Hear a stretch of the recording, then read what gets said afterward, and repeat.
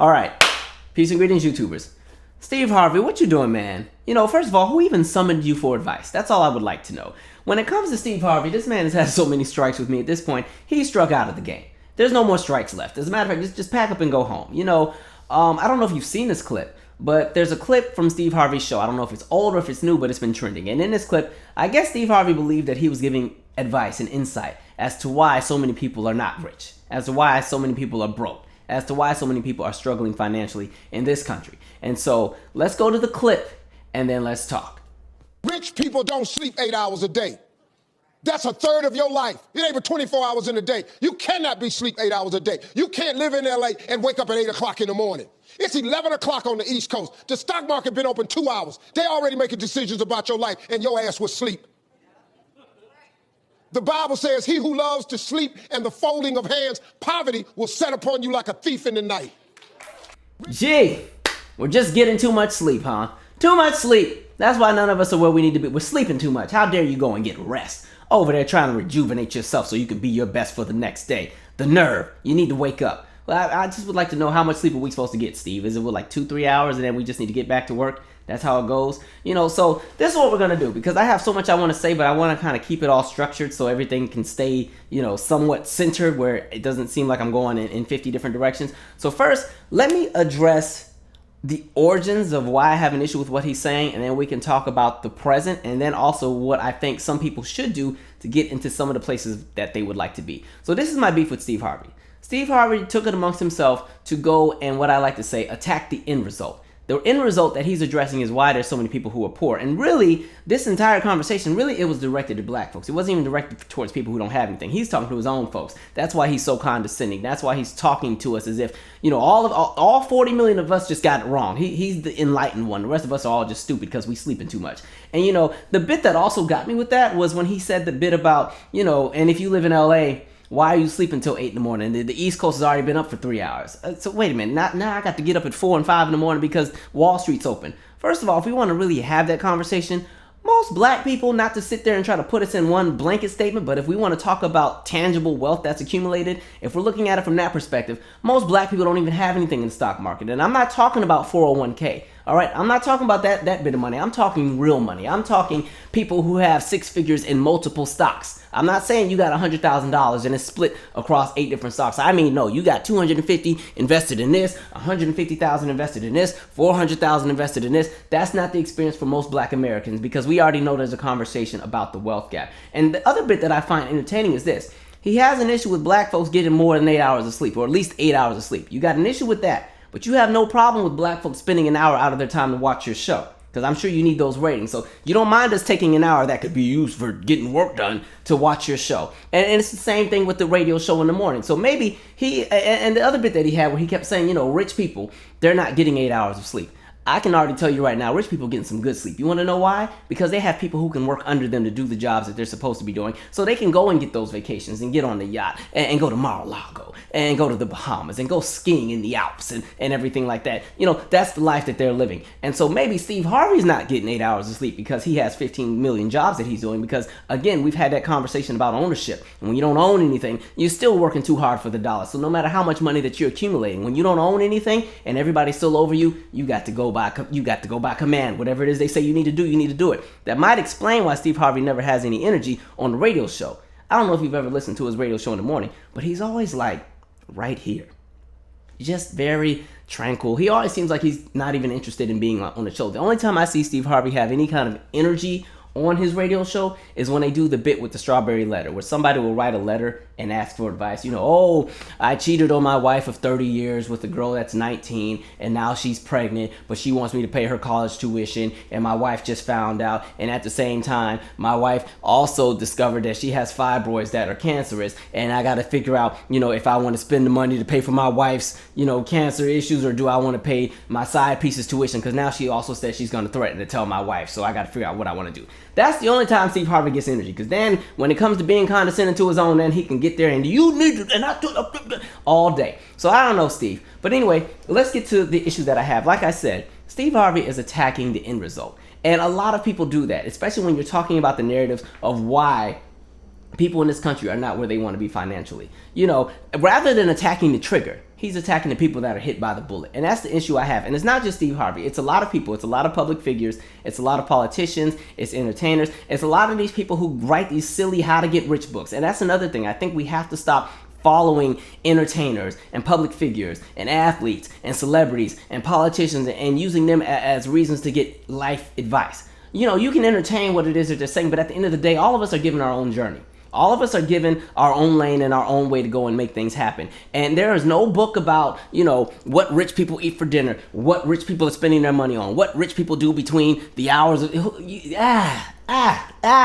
That's not reality. You know what I mean? There's 7 billion people on the planet. And you're looking at who's rich and who isn't. And when we're talking about that, all these rich people are not all doing the same thing. There's no formula for how that works. So we'll get to that. But the issue I have with Steve is, again, he's attacking the end result. He's not going into the origin. So let's get to the origin. You can't talk about why people in this country are poor and leave out conversations, especially when it comes to black folk. Well, first, let me talk about everybody before I get to me and my people. When you talk about people being poor in this country, and even globally, because in my opinion, capitalism runs the world. Even if there's countries that are not capitalist, you know, capitalism already has enough power where it influences whatever else is going on in the world. And the other countries who choose not to participate, they suffer. So you can't have a conversation about why people don't have anything when you ignore the fact that you live in a country, and a country that's very powerful and pretty much runs the world, where it's set up for people to be poor because everybody can't be rich. You know, this country is set up in a way where you have so many who are just broke, poor. I mean, they don't have anything. I mean, it's set up for there to be many people on the bottom. It's set up for there to be many people who are just above the bottom. It's set up for there to be many people who are kind of on the fence with being on the bottom and a step above the bottom. And then it's still set up for even many people to just kind of almost, somewhat, possibly, almost be close to okay. All right? And that's like a huge portion of the sample size. And then we have this gray area that's here. And these are people who are able to climb out somehow. They get into that upper middle class. They got a little piece of something. They should be okay. If they lose their job, they might be okay for 2 or 3 months. Hopefully, God willing. You know, they got a little something saved up. They'll be okay. You have that demographic. And the country's set up for to be some people in that pocket. Not many, but some.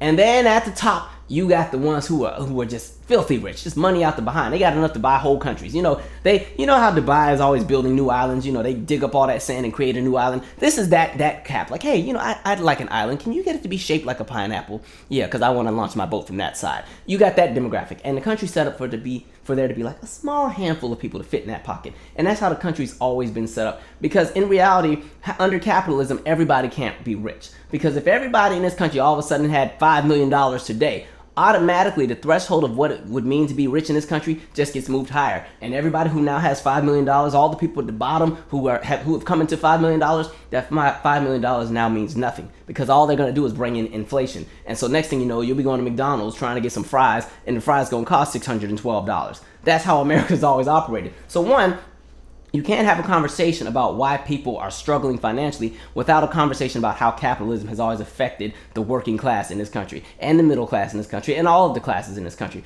But when we get to black folks, okay, when we get to us, when we get to those who are the descendants of slaves in this country, because you know I'm going there, you cannot have a conversation about brokenness, and because one, we know that the wealth gap exists. But when you get into that wealth gap, you can't have a conversation about why a lot of black people don't have tangible wealth.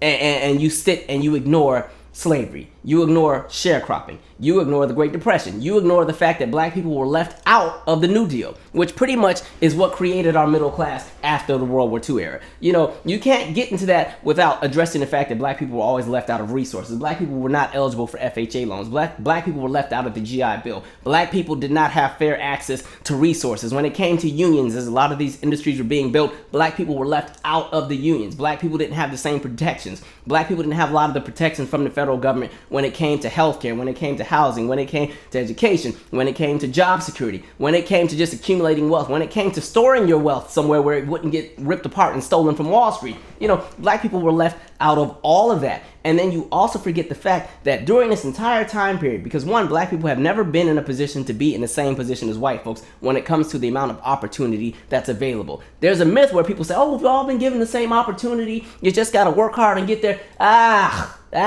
No, it's not. And history has shown us, and even today, you're seeing the effects of it. So when you talk about the wealth gap, and you talk about the tangible wealth that is collected within the black collective, or that exists, there's not a whole lot. And you have to go back to the origins and the beginning roots. It has nothing to do with people sleeping. It has nothing to do with people not working hard enough, but it has everything to do with the structure of how this country has always been set up. And so for Steve Harvey to go on his show and spew all that nonsense about why we sleeping too much, as if everybody else ain't sleeping too, all of a sudden, it's our fault. And that's the issue I have. Poor people, working class people who are not wealthy, people who are not rich, people who live paycheck to paycheck, they're always vilified because it's always the narrative of they don't work hard. You can go back to the video that I did when I talked about the Trump administration wanting to change how they did food stamps and when wanted to do like the blue apron thing.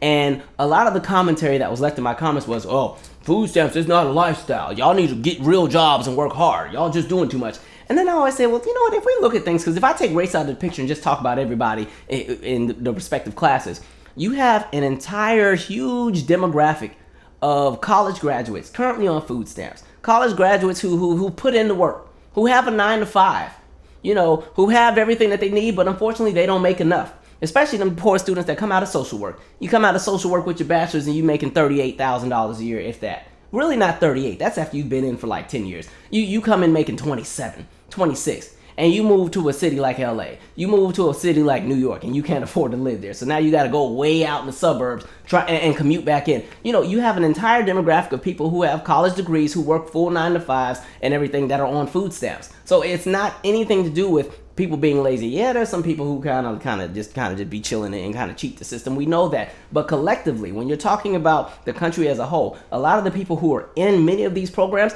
are people who work every day, are people who work hard all the time. And at the end of the day, it goes back to the fact that the country's set up for the way it is to be. And so a lot of people can't even afford to live in the cities in which they work. And some people can't afford to commute to the cities in which they work. And they can't stay in the area where they live as far as, not commuting, because there's no jobs in that area. And so that's the reality for many, many people. And so what I want to get to also is, because what Steve Harvey is doing, and again, it's not just him, it's a lot of people. It's that narrative of pull yourself up by the bootstrap. You just gotta work hard. And by the way, we're gonna get to this. Is not a video just saying you just gotta sleep and be lazy and don't do anything and it is what it is. Woe is me. That's just how the world has always been. We'll get to solutions, but again, we just have to pretty much seam rip a lot of ideologies and verbiage that is just always presented in a false, narrative. And so again, it's kind of that same narrative of people sleeping too much, not working hard enough. And again, the bit that gets me, because you'll see a lot of people say, especially white Americans, they'll come in, oh, well, my father was an immigrant from Poland and he got here in the 1950s and he worked hard, and look at him now, he owns a store on the corner of so-and-so. My father came from Germany, my mother came from Ireland, my so-and-so, this, that, and the third. And then we have to have a conversation about what a middle class is. Because literally, what I always say to a lot of white Americans who come after me in my comment section and think black people are just complaining and whining, it goes back to what I said earlier with all the things that black people were left out of.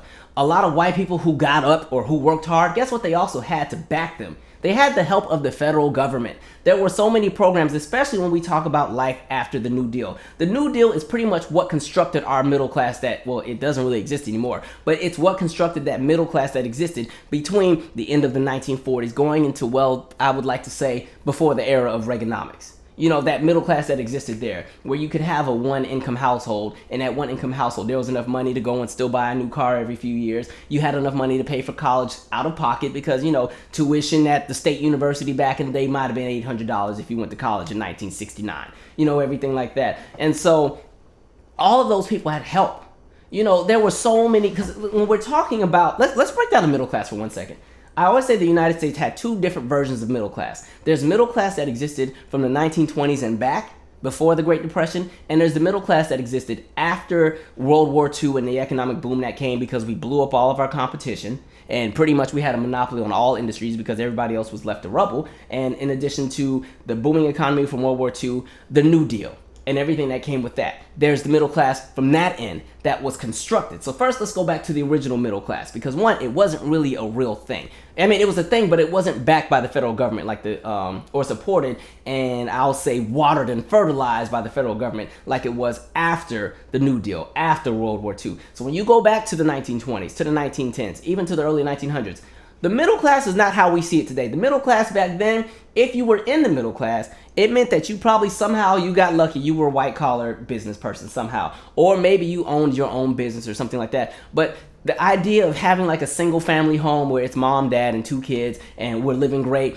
and we got the white picket fence, that wasn't a thing. Middle class back then was like living like the Waltons, all right? So you had the whole family living in the house. It was you, mom, Jim Bob, John Boy, grandma, grandpa, Mary Ellen, Mary Sue, Mary so on, everybody worked too. Everybody was working. And mind you, these are jobs that were not protected by a lot of the ordinances and laws that we have now. So there was no such thing as benefits. There was no such thing as healthcare. There was no such thing as wage requirements and child labor. All that stuff wasn't really it wasn't really coming into fruition yet. Your jobs were not as protected as they were now. And so in order to have a sufficient and successful household during that era as a white American, because black folks, this again, we're not even in this conversation. We're busy sharecropping at the moment.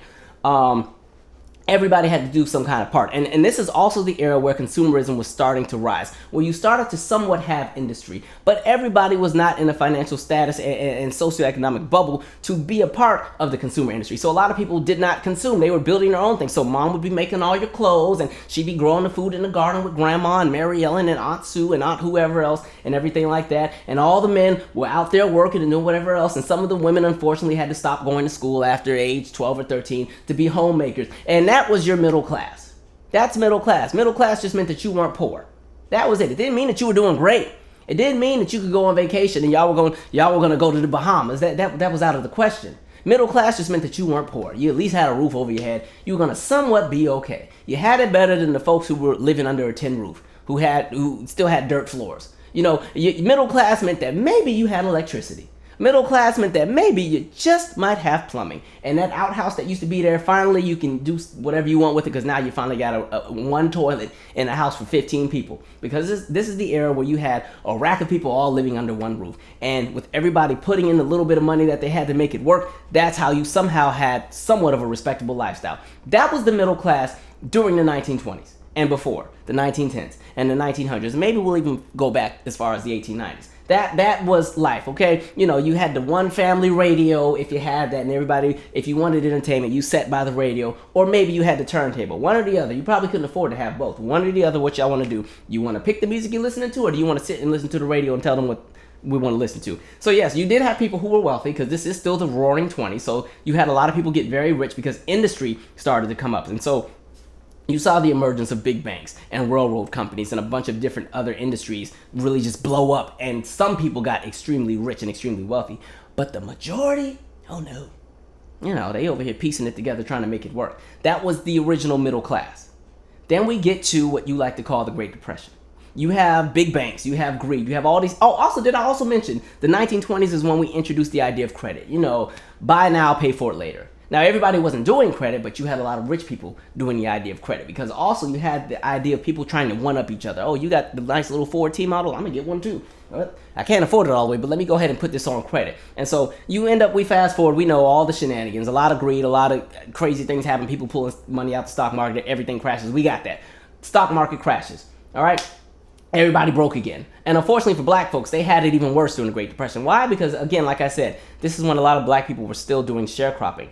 When a lot of these people lost their property under sharecropping, that meant that black people were now evicted from the properties they lived on, because a lot of black people who were doing sharecropping, they lived on the properties they worked on. They were working to possibly pay off whoever, they were working under, to possibly own that property that they were on. Mind you, a lot of these people who were sharecropping were really, they were the descendants of slaves, or they were still, freed slaves that were still working on their very own, the plantations that their families came from. Only it just had a new name, and you got paid in increments of struggle. And so a lot of black people got evicted from the properties they lived on during the Great Depression, because Farm Boy Dan was like, I lost everything and I can't afford to house y'all anymore, so y'all gotta go. And by the way, I know y'all were working to pay off your debt, but I don't have it to give. And it's not like you're gonna do anything about it. And again, I'm protected and I'm white. So, if you try to give me any problems, we'll just lynch you or burn you, or we'll make sure you're thrown in jail. Because of course, there's still black codes that are out. There's still a bunch of racist labor laws and convict leasing and everything else like that. So cut up if you want to. Now y'all got 5 minutes to get out. Take you, your mama, your family, the baby, the twin, all of them, y'all gotta go. I don't know where y'all going, but make it work, figure it out. Because I gotta somehow recoup all this money I've lost. And so, like I said, with the Great Depression, a lot of black people lost everything. And so we fast forward to the New Deal. We fast forward to World War II. World War II, we win. We kill everybody, blow up everything. America has this booming economy because, of course, we've killed pretty much what carried the American economy after World War II is really the car industry. Because Japan's industry, we blew it all up. It was gone. Germany's industry, we blew it all up. It was gone. America was the say-all, be-all in the world at that time when it came to being a financial power. Because in addition to that, even though the Great Depression did some numbers, a lot of these industries still continued to grow. People who were extremely rich stayed rich during the Great Depression. There was some who lost everything, but a lot of people got even richer. And so we get into that aspect. And then you talk about the fact that now the federal government is saying, okay, we can't let what happened at the end of the 1920s happen again, because we won't be able to recover, because eventually all of our enemies and allies around the world, they have an opportunity to catch up to where we are still, because we're a great superpower, but we're not all the way there yet. Yeah, we blew everybody up, but there's still an opportunity for people to come up. So we need to make sure we protect our citizens. And so this is where you see the New Deal. This is when you see a lot of government-backed policy that helps to support working Americans, specifically white Americans. So you have the New Deal, and it has all these new programs and all opportunities for jobs and opportunities for education. And really that GI Bill, that GI Bill was so good to so many Americans, specifically white Americans. Black folks, we weren't included in the GI Bill like that until almost the end of the 20th century. And you know, the funniest bit about the GI Bill is this. You had 7.7 million Americans benefit under it as far as college education. If they didn't go to a 4 or 2-year college, it paid for some kind of trade school, some kind of training so that people could be engineers, so that people could work in the auto industry, so that people could work the assembly line, so that people could do something, some kind of trade that made electrician, plumbing, whatever it was. And with that, you know, it opened many doors for many people. And you had the introduction of FHA loans. And in addition to that, the GI Bill also helped many veterans get housing, because when you're talking about wealth and accumulation and assets, you need property. You need to own something. You need something that can grow, can grow in value over time. And so you pretty much saw the landscape of the entire United States change. You watched many people pretty much come into property that was now created. And in addition to that, the government also introduced public housing. But public housing initially was not for poor people. Public housing, because like we said, and I said this in a video before, during World War II there was a lumber shortage, because of course you got to use the lumber to build all this stuff and everything like that. There was a lumber shortage. A lot of people were not in a position to buy houses because there was not a material to buy and construct. So what would happen is the government created public housing, and this was temporary housing for people to just live in. It was very affordable, very nice and cheap. People could live there until the war was over, until they would be able to get lumber again, because this is the era of rationing. You're rationing how much food is going out there, because the language of working on the home front. The home front meant America. Everything else meant overseas in Europe and Japan. And so on the home front back in America, we're rationing the food. We're rationing everything because we got to make sure the troops are being fed. And so we got to cut back on lumber usage. We got to cut back on how much rubber is being used for these cars. We got to cut back on how much water we're using because the troops need it. And so public housing, that was the purpose. It was for middle-class families that had a little piece of something, places for them to temporarily live until the war was over. When the war ends, these people have been able to save a lot of money because they didn't have to pay a whole lot for this public housing that they're living under. And mind you, public housing at the time, it was kind of invested into. It was nice. You had a little playground and trees and grass, and everything was okay. All right, it wasn't shoot 'em up central yet. All the investment wasn't pulled out yet because white people were living there, so everything was good. It wasn't the tall high rises that we saw get constructed in the 60s and the 70s and even the end of the 50s. These were like the 2-story buildings or the 1-story homes that were all connected, and that was public housing. And so you saw a lot of white Americans save money living in public housing. And when the war ends and now there's an opportunity to go and purchase single family homes, hey, we got a little something saved up here because, we didn't have to pay too much in public housing. The government said, we're sorry that there's not enough materials available. You can stay in this public housing for a very discounted price. People were able to save up. All right, in addition to the support that they got from the FHA loans and everything like that. And the best part, hey, you don't have to live by black people because redlining exists. Redlining meant if a neighborhood had red anything, it wasn't good for white people to move into because that meant somebody black lived there. That meant somebody who was anything other than white lived there. All right, don't move to the yellow neighborhood either because that means it's in close proximity to the red line neighborhood. All right, you want to live in one of the places that are blue or green. Those are the best. Specifically green. Green meant that that neighborhood had an ordinance, meaning no person other than somebody white lives here. So in order to prosper in the world of redlining as a real estate investor, you wanted to make sure you had nothing but green property to sell. Green property meaning that cities had an ordinance or some kind of law that prevented black people from living in that specific area, living in that region. And of course, all of the green areas are where all the prime real estate is. All the areas by the water, all the areas where there's good access to the nice pipes and everything like that. And also the areas far away from the freeway. Because this is the era when you're talking about the end of the 40s going into the 50s. This is when you saw the destruction of many areas that black people lived in, specifically working class, poor black Americans. You saw their areas and their homes be destroyed so you can build the freeways. Go over there to Minneapolis and see how they did the black folks that live over there and see where the freeway is right now. That entire freeway that y'all driving over used to be where black folks lived at. All right? And so you have all of that going on. And so, like I said, now you have an opportunity for people to build wealth.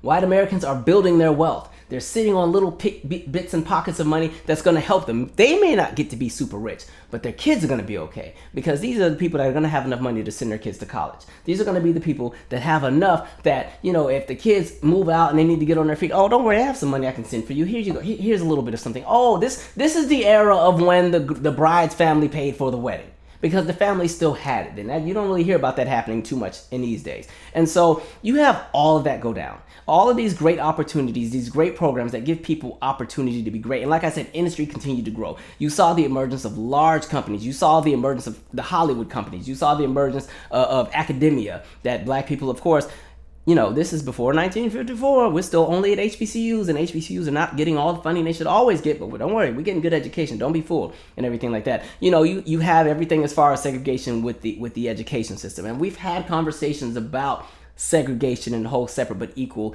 and the pros and the cons, because I will say there was some good with black people having to work together and be a collective, because during that time black people were forced to depend on each other and not the federal government, not their white counterparts. And so black people did build industry, black people did build a little bit of everything. But of course, the country we live in at the time, they didn't like when black folks had a little bit of something, because everybody who was white at this time was not wealthy. And so we saw an influx between 1910 up to the 1960s of a bunch of race riots. So we've talked about Tulsa, Oklahoma. We've talked about Rosewood. We've talked about so many places. You go to probably any major metropolitan city in this country, you can find some kind of race riot, some kind of race anything, where white people went and burned down whatever it is that black folks had.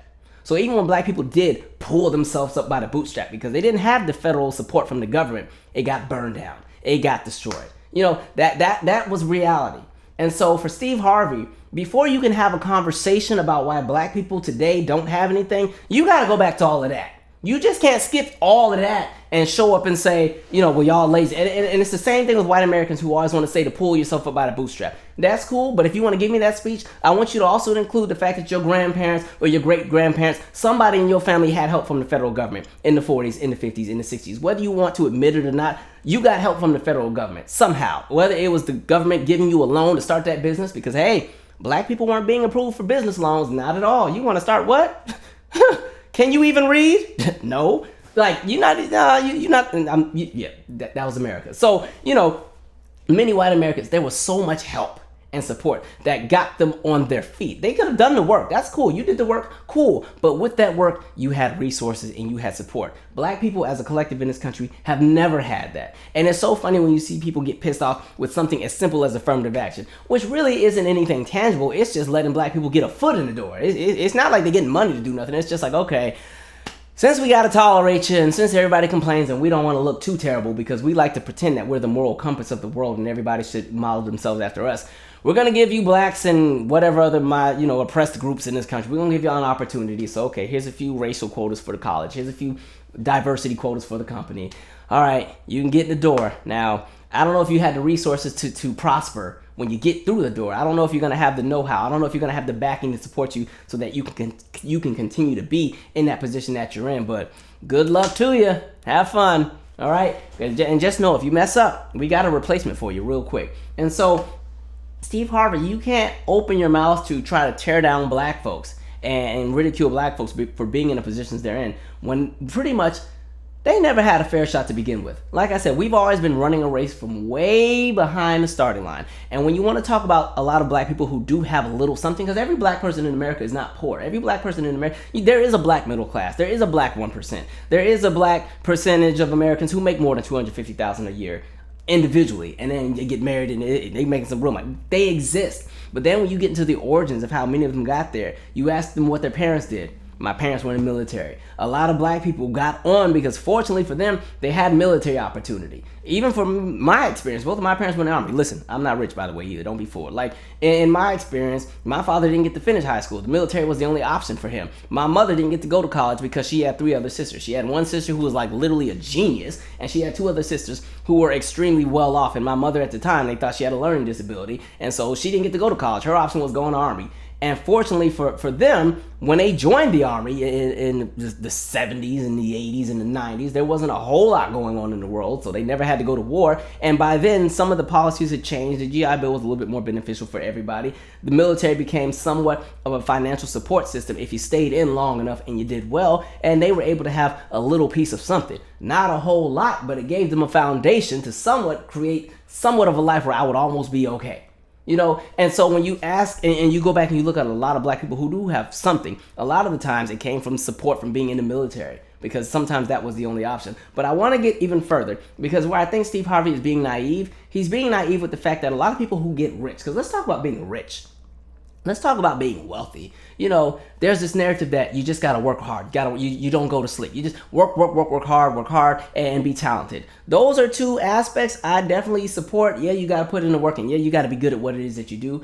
But the element they forget is that a lot of people who get on, they were just at the right place at the right time. And that's why I believe that people, you should work hard, but really what you should be working hard for is you should work hard to always be prepared to be in the right place at the right time. And here's an example. Say you want to be a cinematographer. You want to do movies and you want to be behind the camera. You want to get the good shots and everything and then work with the CGI team and special effects. That's what you want to do. That means that your definition of working hard is you go and you get the training. You get the schooling if that's what you want to do and you have the money to afford it. You get the schooling. You get the training. You work under somebody. You get the apprenticeship. You do what it is you can do. And mind you, half the people who are doing it still have to go get a real 9-to-5 at the same time, because that isn't going to support them and get the bills paid. So you got to do that crap, and you're doing the apprenticeship and you're working on your craft. You're building your reel. You're building your resume. And pretty much you get yourself into a position where if you're in an elevator at a random moment at a mall and you run into somebody who happens to be in that industry, you got the flash drive right there. Here's my work. You're just ready at all times. You have a link to your Dropbox. Here, I can send you everything on Dropbox of all my work right now. What's your email?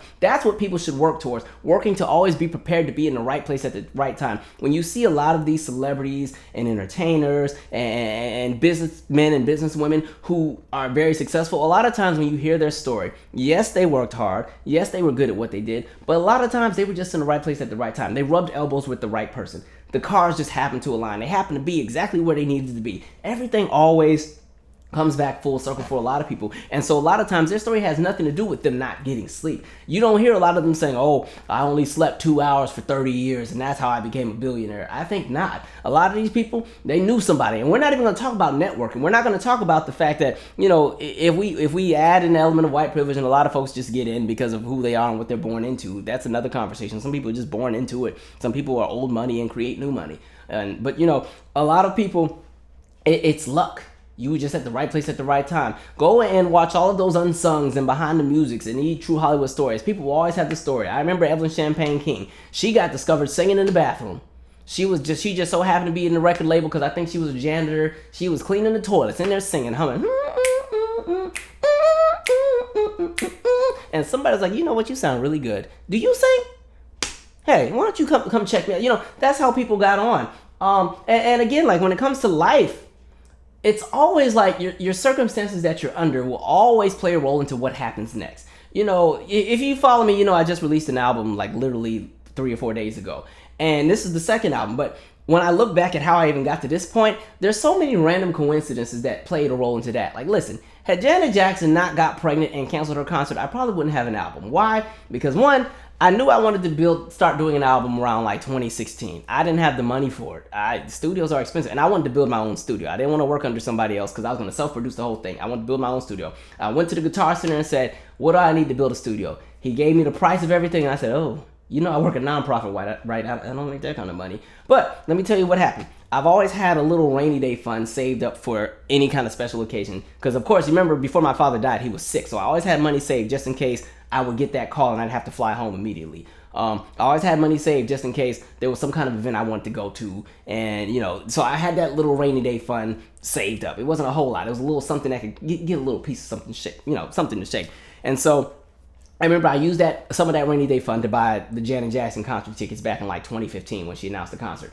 And then she gets pregnant, she cancels the show or it's postponed or whatever, and you can get a refund. So the money I have from the refund, I was like, actually, why don't I use that to start building towards my studio? And so that money didn't even give me enough to get the mic.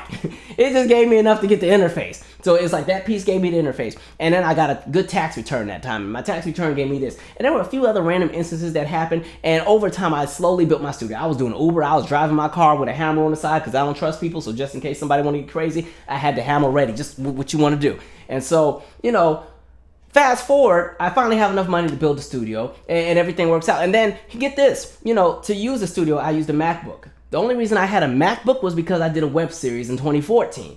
And, you know, the only reason I got the MacBook from 2014 was because I had been saving money, and then my mom did me a nice favor and gave me half the money for it, and then the other money I had saved. And so who would have known that because I was saving money for a MacBook to start a web series, that same MacBook would be the same MacBook I would use 6 years later to record an album. Like, see what I mean? Like, everything just kind of links together. And then even with that, the reason that I can edit these videos and I can add the different clips and I have good sound is because I had to teach myself how to use Final Cut Pro. And Final Cut Pro is the software you use to edit videos. And the only reason I taught myself to use Final Cut Pro was because I did the web series. But even with Final Cut Pro, I couldn't afford Final Cut Pro because that crap was $300 or $400, and at the time I wasn't making that kind of money. And the only reason I had Final Cut Pro was because my friend worked at the Apple store, and my friend was like, "Oh, I can get you my code to give you a discount," and so they gave me the discount, and that's how that worked. And so, you know, and then literally the only reason I was able to get this microphone was because by then I had started trying to really take my YouTube channel seriously, and YouTube finally started giving me a little piece of something on the side. And so the money that I was making from doing YouTube videos finally gave me enough money to buy the microphone I needed so that I could actually record my album. Because like I said, if you followed the video where I talked about how I made the very first album I did, initially I just did all the music first because I didn't have a microphone. I couldn't afford to record the vocals. I could only afford to play the music. And so, like I said, everything works full circle.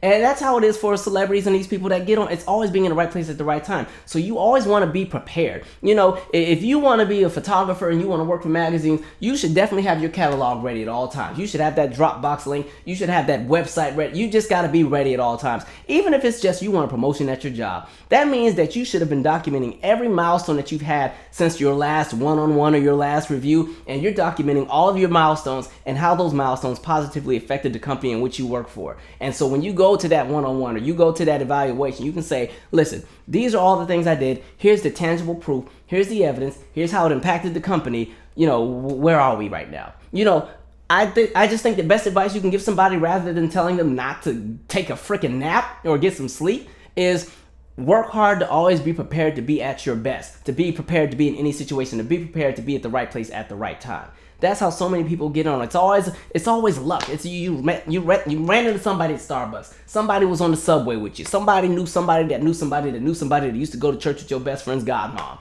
That's how most people get on. And there's a few people who make it through the cracks just solely through hard work and talent. But a lot of times, that extra edge that pushes people into where they want to be, it came from something that they had no control over. They can control the situation that they're in as far as how they respond and how they react. But that situation, that trigger that was put there had nothing to do with them. It's just things aligned. So Steve Harvey was very selfish in that aspect when he pushed that out. Because I can guarantee you right now, Steve Harvey's been in this business for, I want to say, close to 40 years. And I can guarantee you he was not up every night and only getting 2 hours of sleep since the 1980s, 1970s. I don't want to hear it. And the last bit that I do want to address, because this video is actually getting really long, you know, I don't like the idea of telling people not to be at their best. You can't tell somebody to not get 8 hours of sleep. That's what we're supposed to do. We're human. We have to rejuvenate ourselves. We have to get ourselves to a place where we can hit refresh. And depending on what kind of job you have, some of these jobs are very demanding. And by the way, with this whole sleeping thing, I don't know a lot of people who even get 8 hours of sleep. I know a lot of people who are working 2 and 3 jobs. I remember I had a friend that was living with me for like 2 months while he was getting on his feet. This dude worked 7 days a week. I was like, how? And I mean, he was going to bed at 6 o'clock every day. Like 6 p.m. Because he had to be up at like 2 to go right back to work. I was like, whoo. Okay. Now, listen, I let him stay with me rent-free because I knew he was struggling. That's what friends do. But again, like, that's life for a lot of people. But like I said, you got to be at your best. Like, for me, I work with kids. I can't go to work sleep deprived, because if I'm sleep deprived, that means I'm going to be irate. And if I'm irate, that means I don't have patience for the kids. And when you work with children, all of them want your energy all the time. You got to always be at your best. And so when we're talking about health, you can't be prepared to, be in the right place at the right time if you're tired. You can't be prepared to show somebody whatever it is that you do best if you don't have enough rest. Like, even with me doing the album, I'd be so excited about doing it that it would be hard for me to sleep sometimes, and I'd wake up at 6 or 7 in the morning ready to record. But you know what? At 6 or 7 in the morning, your voice is not at its best because your voice is still tired. You haven't warmed up. Your falsetto's going to be dry. You're not going to have any power behind your belting, and it's not going to sound rich. It's going to sound very strained and distorted. So I had to literally convince myself, go back to sleep and lay down. The music's not going anywhere. You can't rush creativity anyway. It will come together when it comes together. And so that's the other aspect, because when we're looking at black people in health, we already have so many health issues when it comes to hypertension, high blood pressure, diabetes, gout. Everybody uncle got gout after age 45. I don't know what that's about, especially if they work for the post office. Somehow they were walking that trail. They got gout. Got that gout. They got GERD disease, got Graves disease. We already have a bunch of health issues already. And a lot of that comes from, one, I believe some of it's already just internalized trauma that has come from being black in America, and all the microaggressions that we have to go through, as well as the direct aggressions and everything else that we have to live under, and the stress that exists with just being black in this country. In addition to the fact that if you're somebody who is not wealthy, you got to also be broke at the same time. You got to live under a capitalistic society that is not always fair to everybody, and usually you're on the end that it's not fair to, and you still got to be black. We love being black, love my blackness. It's a wonderful thing, but there's a lot of baggage that comes with it. That's something that is beyond our control. It's just something that's always been an umbrella we live under. And so, there's already a bunch of health issues. And so people got to be at their best. You can't tell people to put themselves at risk for strokes. And we just saw John Singleton. We saw what happened with John Singleton. I don't know if that has anything to do with the stroke that he had or the heart attack that he had, but we've seen so many people we know, who have passed on. Friends, people that died randomly at the age of 41. People who died. I told you, I think a few videos ago, I told you about my friend that died when he was 27. And when I did my end of the year video for 2016, and I was talking about how I had two peers die, how I had a different friend die. She spent all of her 20s trying to get into med school. And then when she finally got in, after the 11th attempt, she ended up dying in her sleep at 25. We don't even know how she died. Still, she just died. That's life. So you don't want to get yourself in a position where you're worn out, you're exhausted, you're not at your best, you're not eating well, because when all of those elements come into play, you can't give your best. You can't be at your best. And you know what happens when you go to that audition? Because maybe, I don't know, you want to be an actor or something, but you only had 2 hours of sleep the night before. That random person who got a good 8 hours. Good 8 hours. I mean, the birds got to wake them up. You know what I mean? They heard the sound of birds chirping. The sun came up and it just lightly peeked through the blinds, and the sun just kissed their skin, and they woke up. Oh, beautiful day. Oh, and they had time to go get tea and cereal and spend 3 hours in the bathroom getting ready. And they got to go do that. They're at their best. Now, meanwhile, you just went to bed 2 hours ago. All right, the sun beat you to your bed. And everything like that. You sleep deprived, got bags, look tired, eyes red. You can't even recite the lines good because you're tired. That's life for a lot of people, unfortunately. And so we have to try our best to always be at our best, to give our best. When you're not there, when those elements aren't there, you can't be what it is that you really would like to do or like to aspire to be, because you're not 100%. So we have to take care of our health. So Steve Harvey, if he wants to go to sleep for 1.5 hours, and he can do that. That's his prerogative. He can do whatever he wants. And by the way, this is not to bash Steve Harvey. It's just showing that people sometimes give out ill information.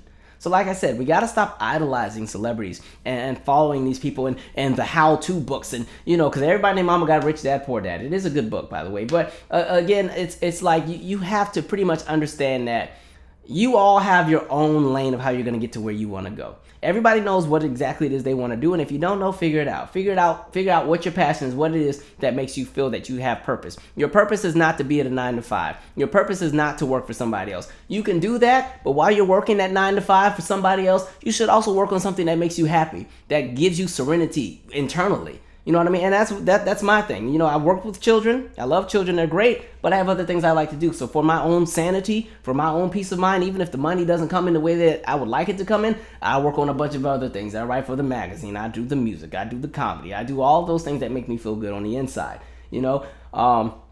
And that's just me. My journey is not everybody else's, and I'm not saying you got to do what I do. I'm just saying you just got to do what works for you. You know what I mean? And so we got to get out of the habit of vilifying people who are not wealthy, of vilifying people who do not have a whole lot. Because at the end of the day, most people who are broke don't want to be broke. You know what I mean? Most people who are poor are not poor because they choose to be. When you look at a lot of these low-wage jobs, that is some intensive labor. Some people work so hard and they get nothing for it. You know what I mean? And now that we're living in this age where, unfortunately, the baby boomers and the greatest generation, that's the generation before the baby boomers, and the early half of Generation X, unfortunately, so much nonsense happened under their watch when you talk about how the country was operated, and now we're seeing the long-term and residual effects, and now you have the latter half of Generation X being affected by it, you have the millennials being affected by it, and this Generation Z that's up and coming, my goodness, I feel bad for them. College for somebody who's like 13, man, they're gonna be paying like $130,000 to go to college. Enjoy. Anyway, this has been a long video. So we'll catch up. Anyway, share your 2 thoughts. Subscribe. I'm out.